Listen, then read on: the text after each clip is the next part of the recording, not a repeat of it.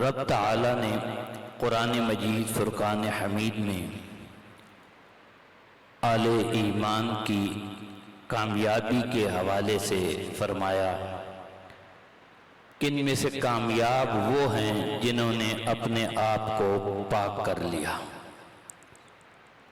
قد افلح یعنی فلاح انہوں نے پا لی، کامیابی کا زینہ انہوں نے طے کیا، منزل مقصود پر وہ پہنچے جنہوں نے اپنی ذاتوں کو پاکیزہ کر لیا۔ اس پر اہل علم کی تفسیر کے حوالے سے بہت سے اقوال ہیں کہ اس پاکیزگی سے مراد کیا ہے، ایمان کی پاکیزگی ہے یا جسمانی پاکیزگی ہے جسے ہم طہارت کہتے ہیں، وضو ہے، یا دل کی پاکیزگی ہے، کئی پہلو ہے۔ مختصر وقت کے لیے ایک چیز عرض کرتا چلو کہ جن لوگوں نے آقا دو جہاں صلی اللہ علیہ وسلم کی تعلیمات کو سامنے رکھ کر کمال درجے کی پاکیزگی حاصل کی، ان ذوات قدسیہ کو صحابہ کرام کہتے ہیں، جن کا اوڑھنا بچھونا ہر وقت اسی جستجو میں رہتا تھا کہ جو وہ احکام ہیں وہ رب تعالیٰ کے فرامین ہیں کہ جن پر عمل کرنا ضروری ہے، تو کس انداز سے ہم اچھی طرح عمل کر سکتے ہیں، جن سے بچنے کا، منکرات سے بچنے کا حکم عطا فرمایا، ان سے کیسے کیسے ہم بچ سکتے ہیں، اس تگ و دو میں رہتے تھے۔ ایک حدیث پاک میں مختصر عرض کرتا چلو، آقا دو جہاں صلی اللہ علیہ وسلم کا جب ظاہری وصال ہو گیا تو حضرت عبداللہ بن عمر وہ اس حدیث پاک کے راوی ہیں، کہتے ہیں کہ صحابہ کرام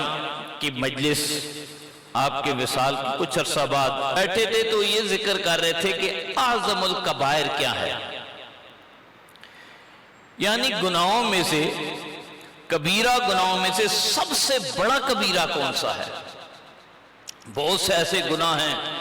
جن پر بڑی سخت سزائیں ہیں، شرک ہے، کفر ہے، قتل ہے، قصاص میں سر کٹ جاتا ہے، اسی طرح بدکاری کے گناہ ہے، پتھر مار مار کر قتل کیا جاتا ہے، اور کئی ایسے گناہ ہیں جن پر شریعت میں بڑا سخت حکم ہے۔ تو آپس میں گفتگو کر رہے تھے اور بڑی بڑی عظیم شخصیات جن میں حضرت عمر بھی موجود تھے، حضرت سیدنا صدیق اکبر بھی موجود تھے،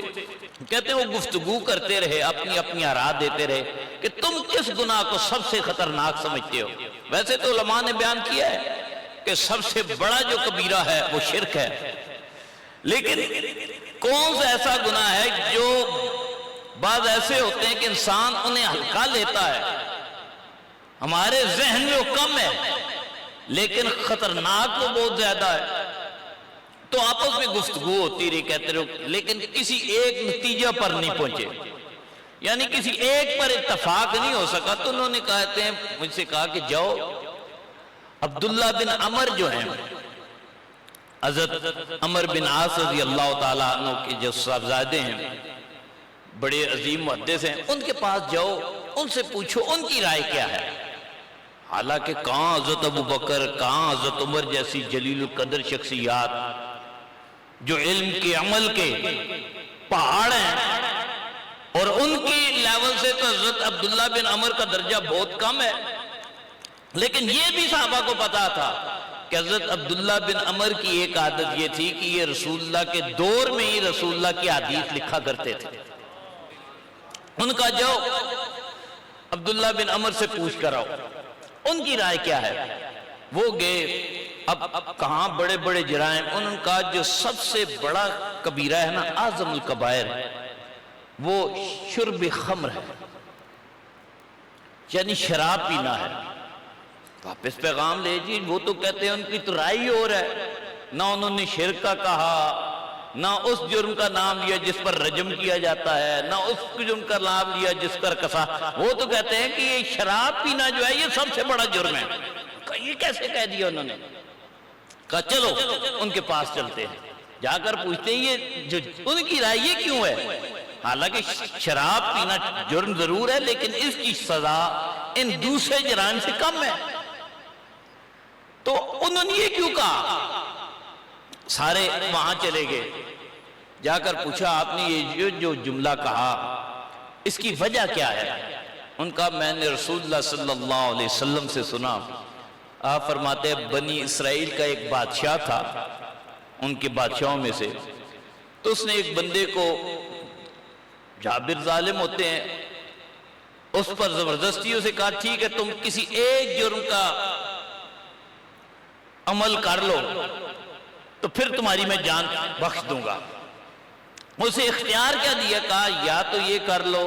بدکاری کر لو، یا خنزیر کھا لو۔ اب ظاہری بات ہے خنزیر نجس العین ہے، یا بچے کو قتل کر دو، قتل بھی اور وہ بھی معصوم بچے کا، یا یہ ہے کہ شراب پی لو۔ اس نے سوچا، اس نے کہا باقی سارے جرائم تو بڑے سخت ہیں، شراب والا جرم سب سے ہلکا ہے۔ حالانکہ اس کی مرضی نہیں تھی، اسے زبردستی کہا گیا کہ ان میں سے کوئی ایک جرم کر لو۔ اس نے شراب پیا اور باقی جو بڑے بڑے جرائم جن سے بچنا چاہتا تھا، کہتے ہیں سرکار نے فرمایا جب شراب پی لی تو وہ سارے جرائم بھی کر ڈالے، کیونکہ اب کیا تھا، اپنا دماغ اپنے کنٹرول میں ہی نہیں تھا، اب وہ ہوش میں ہی نہیں تھا، اب وہ بچہ بھی قتل کر ڈالا،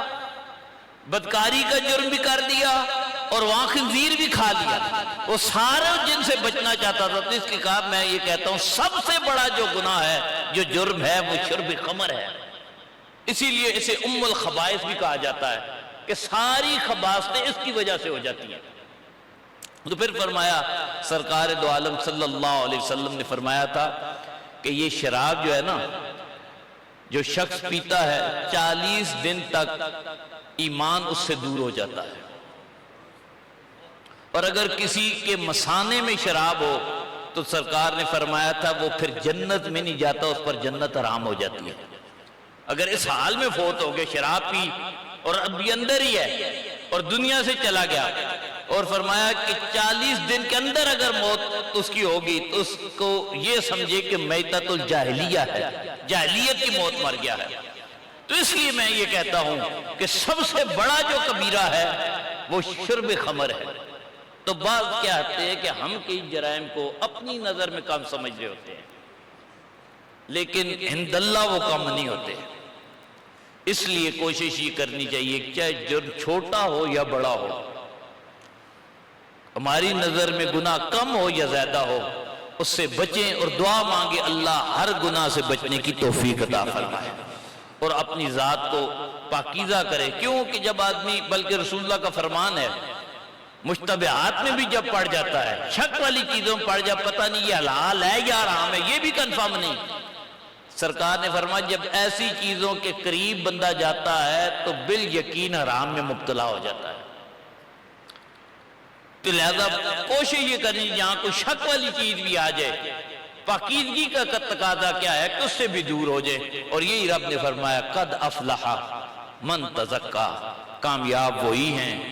جنہوں نے اپنی ذاتوں کو، اپنے نفوس کو، اپنے کردار کو ہر انداز سے پاکیزگی حاصل کر لی۔ اللہ تعالیٰ مجھے